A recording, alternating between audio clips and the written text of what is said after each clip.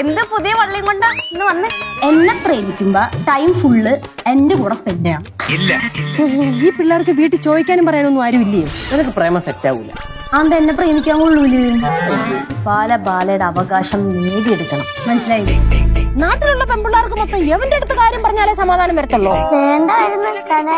അടുത്ത വള്ളി. ആഹാ, കേശുവിന്റെ സമയം നല്ല ബെസ്റ്റ് സമയം.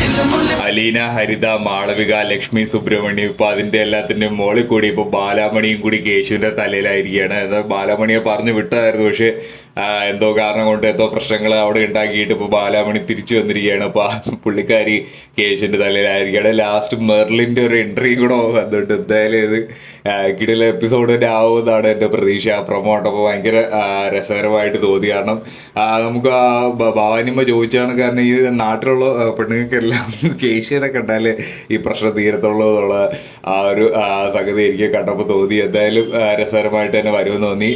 ശിവയും കൂടെ ഉണ്ടായിരുന്നെങ്കിൽ കുറച്ചും കൂടി രസമായിരുന്നു തോന്നി.